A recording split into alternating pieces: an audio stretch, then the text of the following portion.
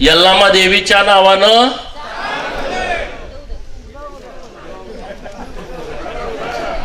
यल्लामा देवीच्या जवळ बसून जर असं करत असाल तर देवी बघते तुमच्याकडे. काही परिणाम वाईट झाले तर त्याला जबाबदार मी नाही.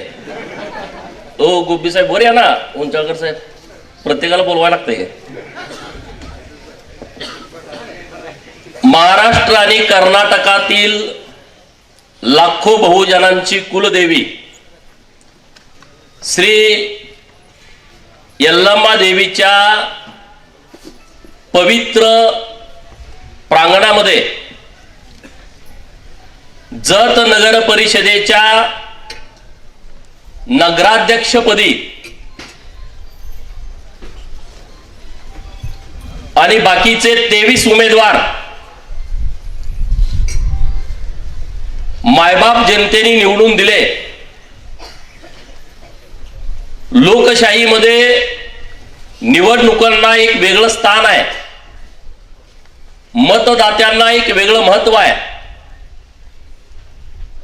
आणि अशा हजारो मतदात्यांच्या आशीर्वादानं भारतीय जनता पार्टीचे वरिष्ठ नेते गेले 30-35 वर्ष या जत तालुक्यासाठी सातत्यानं मेहनत घेणारे भारतीय जनता पार्टीचा विचार लोकांच्या पर्यंत पोहोचवण्यासाठी अहोरात्र कष्ट करणारे डॉक्टर रवींद्र अरळी साहेब यांना नगराध्यक्ष म्हणून निवडून दिलं. त्याबद्दल जत शहरातील सर्व मतदारांचं सर्वप्रथम मी मनपूर्वक आभार व्यक्त करतो. त्यांच्यासोबत भारतीय जनता पार्टीच्या चिन्हावरती 11 नगरसेवक आणि अपक्ष म्हणून प्रभाग क्रमांक 10 मधून निवडून आलेले माननीय फिरोजभाई नदाफ असे 12 जण यांनी भाजपाला 11 तर आपलेच आहेत, 1+ असं समर्थन दिलेलं आहे. अशा सर्वांचा पदग्रहण सोहळा आज पार पडतोय. भारतीय जनता पार्टीला पहिल्यांदाच जत शहरामध्ये नगराध्यक्ष पदाचा मान मिळालाय. याचा मनस्वी आनंद भाजपाचा कार्यकर्ता म्हणून मला आहे.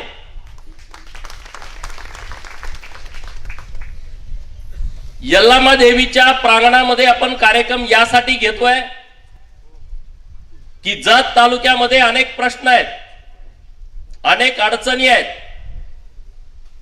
ते प्रश्न त्या अडचणी सोडवण्यासाठी आपण लोकप्रतिनिधी म्हणून तर चांगलं काम करतोयच, प्रयत्न करतोयच, परंतु एक सकारात्मक ऊर्जा, आशीर्वाद आपल्या पाठीशी असणं आवश्यक आहे.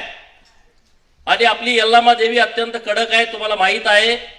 आणि यल्लामा देवीचा आशीर्वाद आपल्या नगराध्यक्षांच्या, आपल्या नगरसेवकांच्या पाठीशी असला तर जत शहराचा संपूर्ण कायापालट झाल्याशिवाय राहणार नाही, हा माझा विश्वास आहे.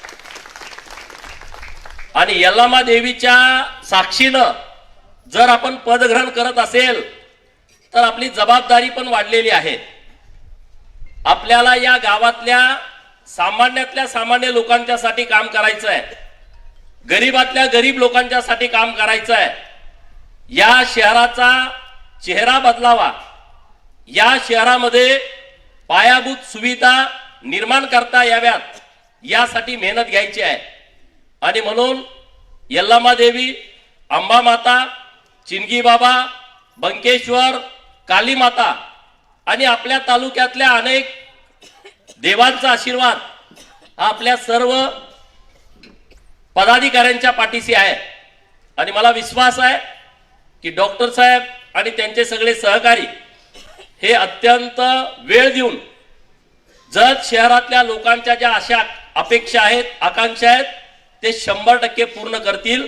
त्यामध्ये कुठलीही कसली अडचण येणार नाही. बाकीचे उमेदवार आमचे निवडणूक लढले आणि हरले, नाराज आहेत, नाउमेद झालेत.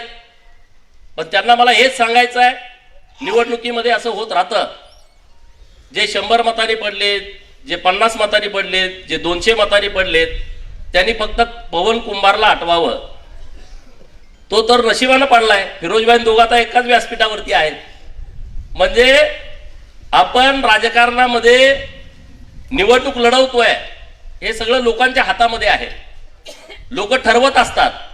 आपण जिथं कमी पडलोय त्या उणिवा लक्षात घेऊन आपण लोकांच्या मध्ये गेलं पाहिजे, लोकांची कामं केली पाहिजेत.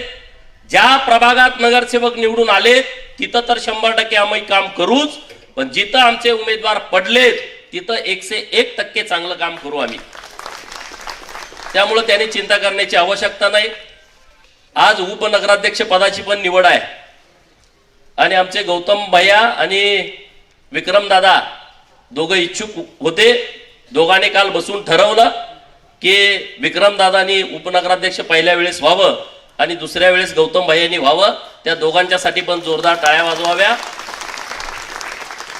एकच स्वीकृत पद आमच्याकडे आलं होतं आणि आमच्याकडे इच्छुक बरेच होते, तर त्या सर्वांची आम्ही माफी मागतो. रागाला येऊ नका, नाराज होऊ नका. संधी मिळत राहते. परशुराम भैया मोरे हे नगराध्यक्ष पदाचे उमेदवार होते आणि त्यांना आम्ही थांबवलं. त्यांच्या प्रभागातून त्यांनी चांगलं लीड दिलं, दोन्ही नगरसेवक निवडून दिले. आणि एक डॉक्टर साहेबांच्या सोबत एक पूर्ण वेळ काम करणारा एक हाडाचा कार्यकर्ता असावा म्हणून पार्टीनं बघा ते पण आलेले आहेत. त्यांच्यासाठी जोरदार टाळ्या वाजवा. तर त्यांना स्वीकृत पदाची संधी दिलेली आहे. सागर पाटील गॉगल बदलून माझ्याकडे रागानं बघतायत, पण चिंता करू नका.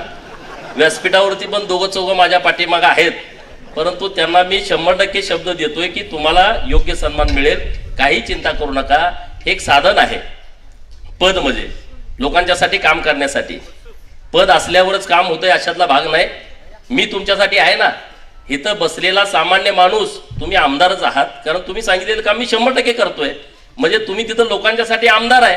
शहरामध्ये तुम्ही जे सामान्य लोक आहेत त्यांच्यासाठी तुम्ही नगराध्यक्षच आहात, कारण डॉक्टर साहेबांना तुम्ही जे काम सांगाल ते 1,00,000% होणार आहे.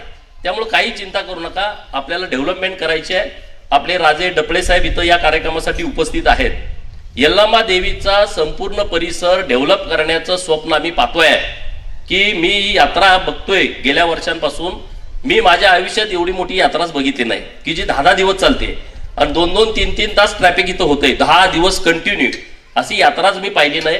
आणि यल्लामा देवीला खूप लोक येतात. आता पण सलग लोक येत आहेत. तर हा संपूर्ण परिसर आम्ही आता डेव्हलप करतोय. तो जरी डपळे सरकारांचा वैयक्तिक असला तरी सुद्धा आम्ही काही ना काही मार्ग काढून त्यांची संमती घेऊन त्यांची परवानगी घेऊन हा परिसर संपूर्ण डेव्हलप करणार आहे. हे नुसतं यल्लामा देवीसाठी नाही, अंबा मातेच्या मंदिराचा सुद्धा एक मोठा आराखडा आम्ही तयार करतोय. कुठल्या ना कुठल्या मार्गानं आपल्याकडे पैसे येतील ह्याच्या वाटा आम्ही शोधत राहतोय. मुंबईला मी जातोय दर आठवड्यावर, म्हणजे काहीतरी काय माझं वैयक्तिक काम घेऊन जात नाही. ना माझी सुदगिरी नाही, ना माझं बँक आहे, ना माझा कारखाना आहे, नाही मी बँक बुडवल्या, मी कुठलं तर कर्ज काढलंय ते बुडवून. माझं काहीच वैयक्तिक काम नाही.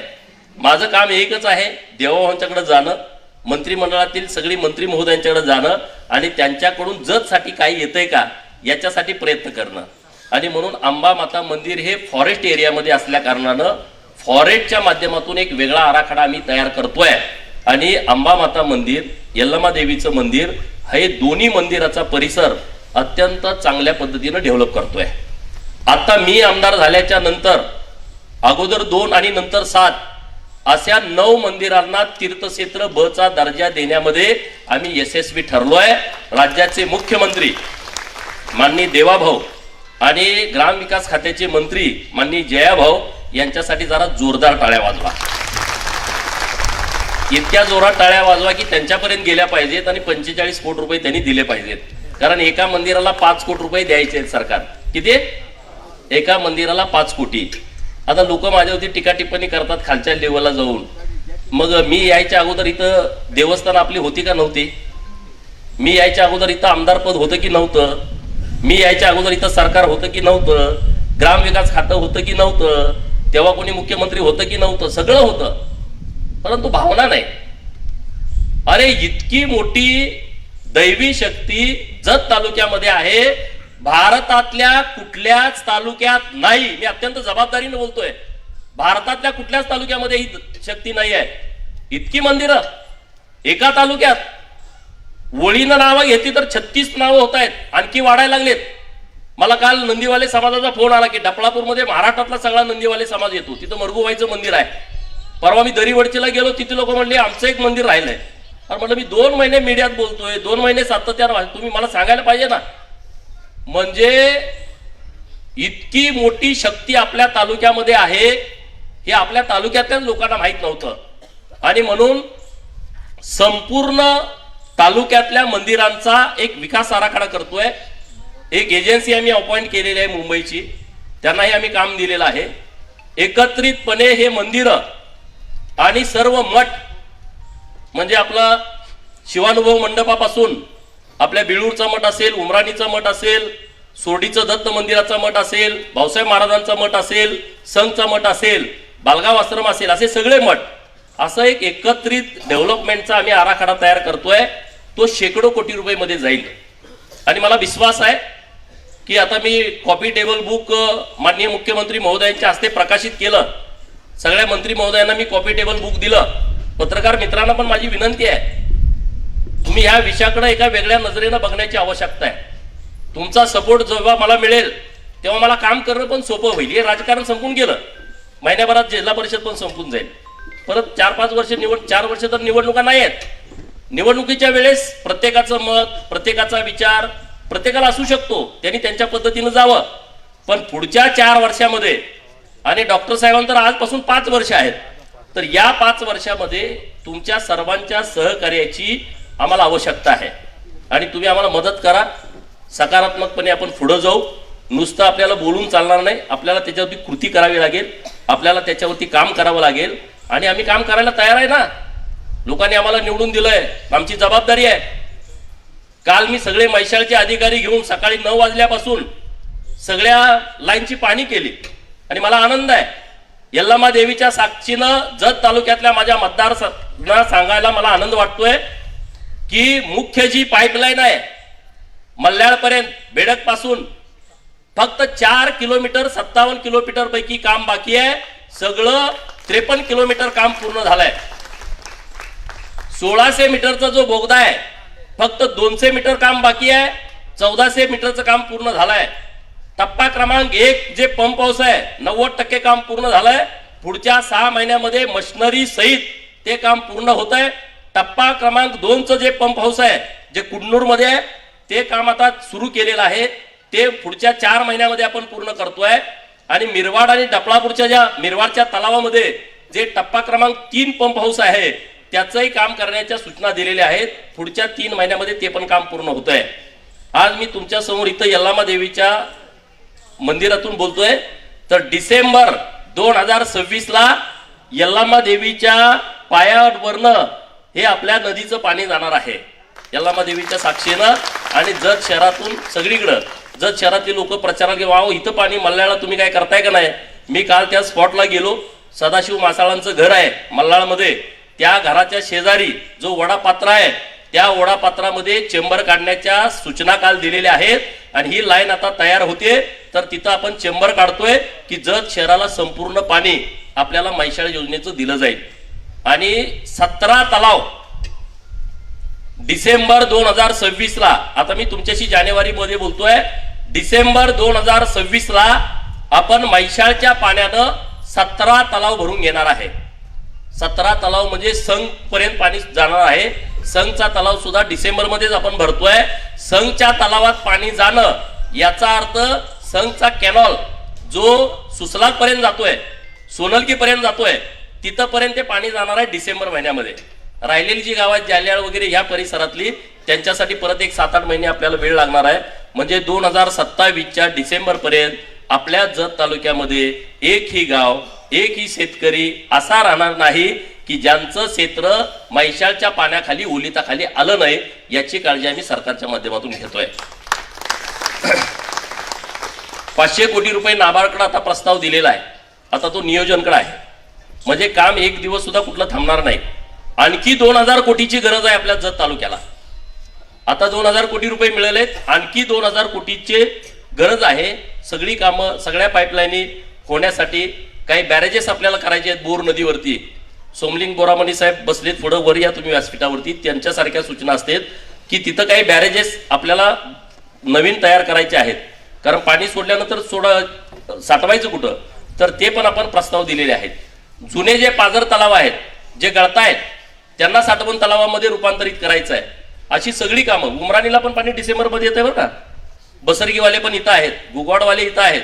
त्यांना सगळ्यांना सांगायचं आहे की डिसेंबरमध्ये तुमच्या इकडच्या तलावामध्ये पाणी देण्याची व्यवस्था ही डिसेंबरमध्ये होते आहे. त्यामुळं आता काही दुष्काळ पडतच नाही. या वर्षी पाऊस आपल्याला भरपूर पडलाय. मला वाटतं ह्या सगळ्या परिसराचा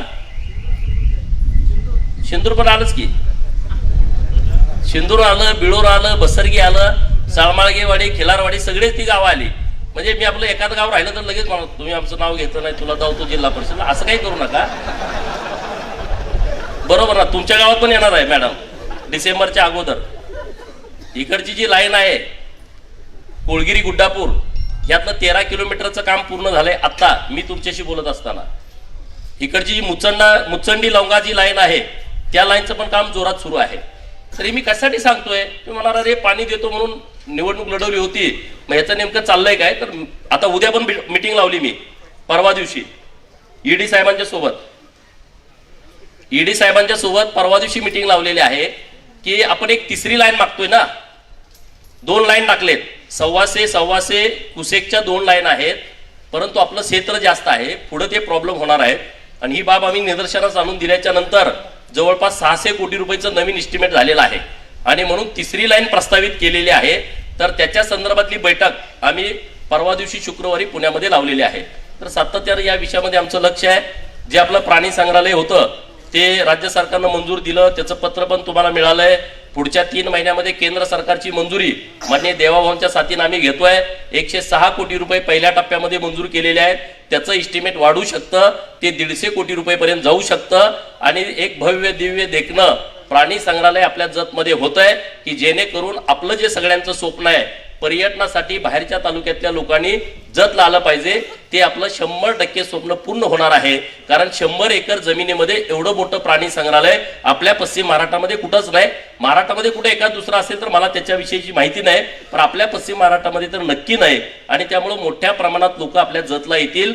2000 लोक जेव्हा जतला येतील तेव्हा किमान 20 ते 30 लाखाची उलाढाल आपल्या जतमध्ये होईल. दुसरं एक निवडणुकीच्या प्रचाराच्या निमित्तानं आम्ही सांगत होतो की आम्ही जत शहरातली लाईट, ज्याला 18 लाख रुपये महिन्याला बिल भरावं लागते नगर परिषदेला, आणि आम्हाला ते सोलारवरती करायचं आहे. मागच्या आठवड्यामध्येच 1 मेगावॅटसाठी 6 कोटी रुपये आम्ही मंजूर केलेले आहेत आणि दुसऱ्या मेगावॅटचा पण प्रस्ताव दिलाय. पुढच्या 2, 4, 5 दिवसामध्ये तो पण आपला मंजूर होईल.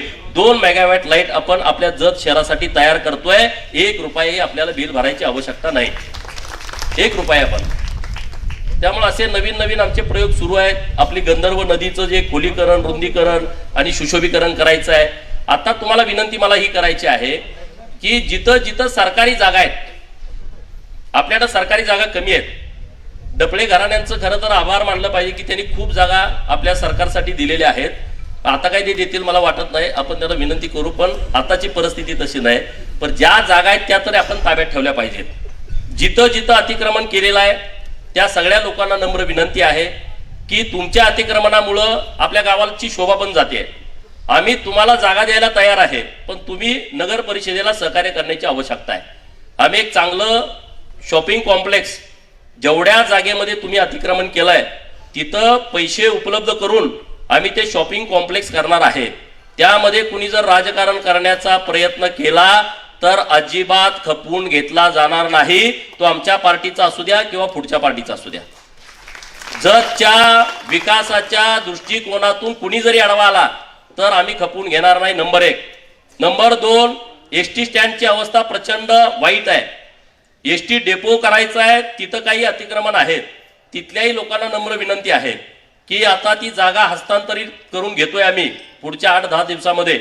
मी एक बैठक केली, नगर परिषदेचे सीओ आणि आपल्या एसटीचे सगळे अधिकारी, त्यांचे सगळे डिझायनर, त्यांच्याशी बैठक केलेली आहे. ते जे क्षेत्र काही 11 गुंठे नगरपालिकेच्या नावावरती आहे ते आम्ही आता एसटी कडे हस्तांतरित करतोय आणि एसटी एक चांगलं तिथं एक मोठा आराखडा तयार करतोय. तर तिथल्याही लोकांना माझी विनंती आहे तुमची आम्हाला मदत लागणार आहे. तुमचं आम्ही संसार उद्ध्वस्त करू इच्छित नाही, परंतु तुम्हाला आम्ही कुठंतरी जागा देऊ, पण इथंच द्या तिथंच द्या आडवं असलं काही चालणार नाही.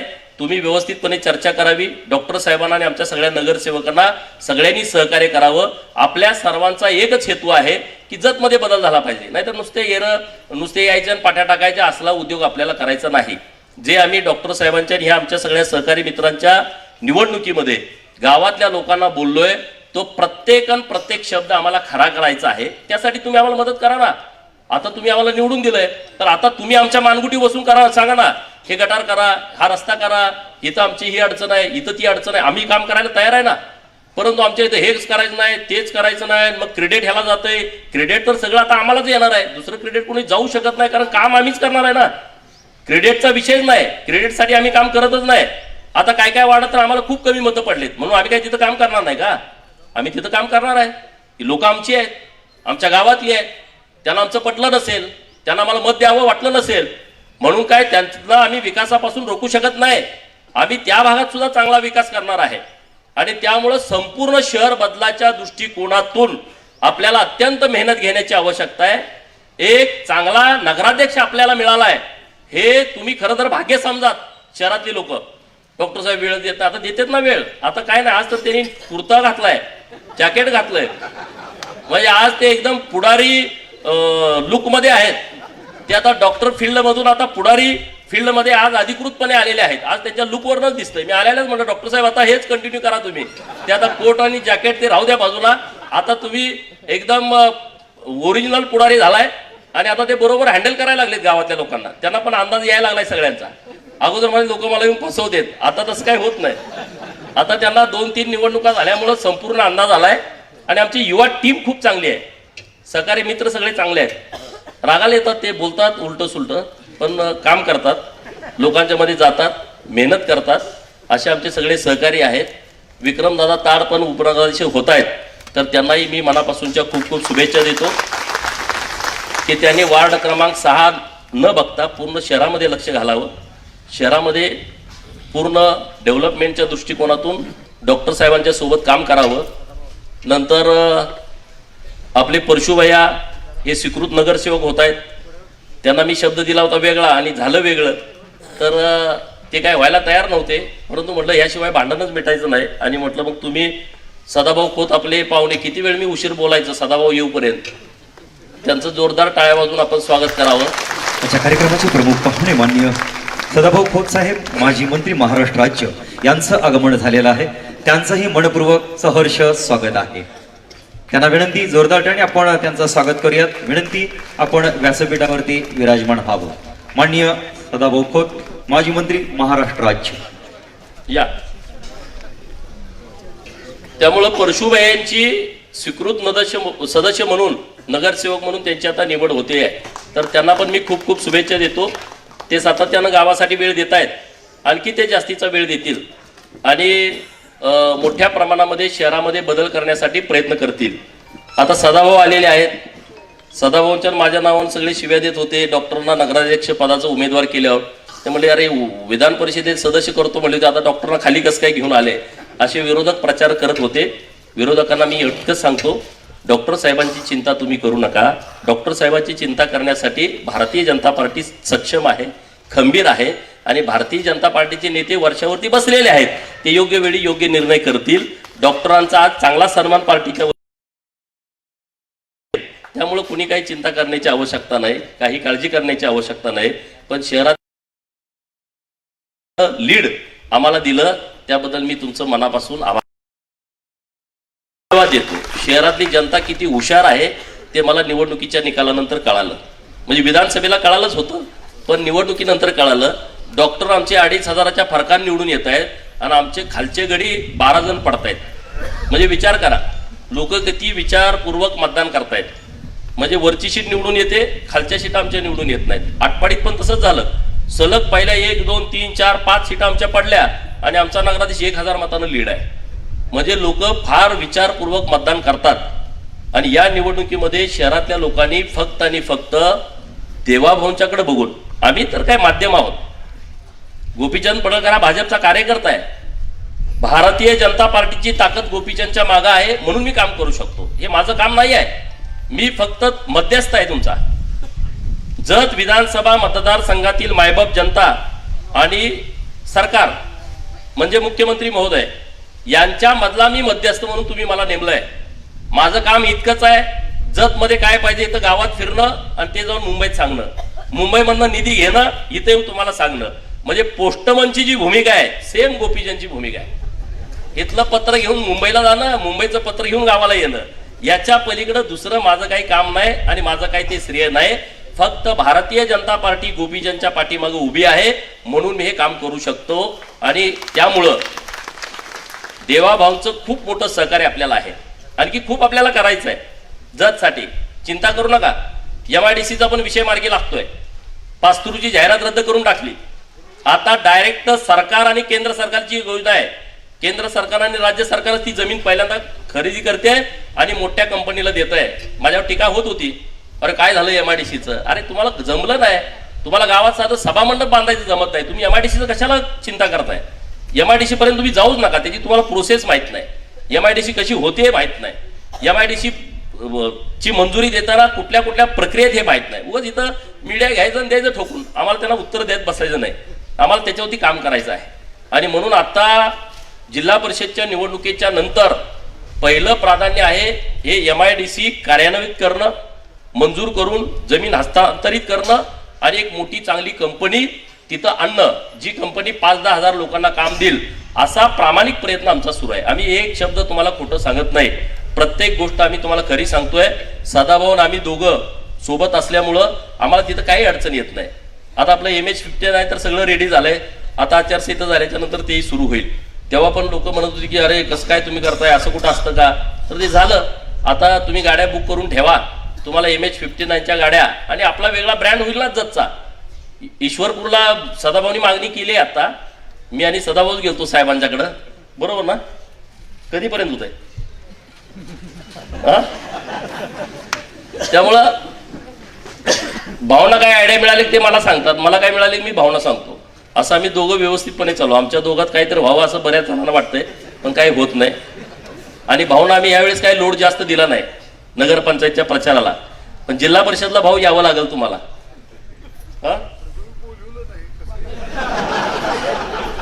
नाही नाही, तुम्हाला तिथं जरा लोड होता ना म्हणून बोलवलं नाही. तर जिल्हा परिषदची निवडणूक आली आहे, तर आपल्याला 9च्या 9 जागा निवडून आणण्याच्या दृष्टिकोनातून आपल्याला प्रयत्न करायचा आहे.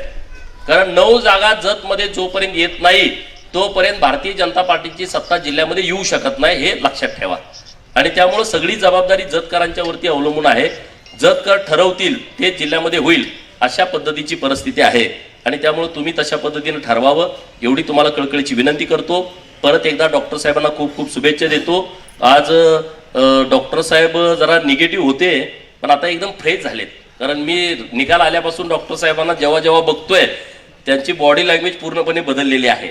त्यांच्याकडे घरी गेलं तर 100, 200, 300, 400 लोक त्यांच्याकडे असतात. आणि आता मॅडमनी पण त्यांना मोकळीक दिलेली आहे. नव्हता त्यांना वाटत लोक फसवते, त्यामुळे ते डॉक्टरांना गेल्यामुळं आम्ही सगळ्यांनी डाव साधला. म्हणलं त्या बेंगलोरला गेलेत तोपर्यंत उंच गोपी आहेत. म्हणलं डॉक्टर साहेब आणि फॉर्म इकडे बोलवूच नका.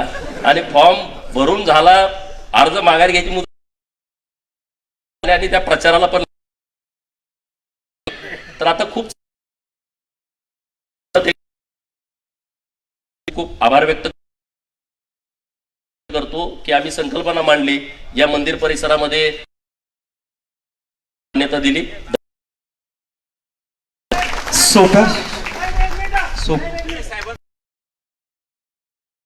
प्रथम जतच्या विकासासाठी एक पिठावर येणारा रोड अवस्था फार नागदच्या रस्ता खराब झालाय, तर पुढच्या 15 दिवसामध्ये त्याचं टेंडर होतंय, काळजी करू नका. कारण मला त्याला त्रास होतो, पण मी सकाळी एकदा येतोय संध्याकाळी एकदा जातोय, त्यामुळे सगळ्यात जास्त त्रास मलाच होतोय. त्यामुळे आता मीच अधिकाऱ्यांच्या पाठीमागे लागलोय. तर ती आता टेंडर होतंय, ते पण काम पूर्ण होईल.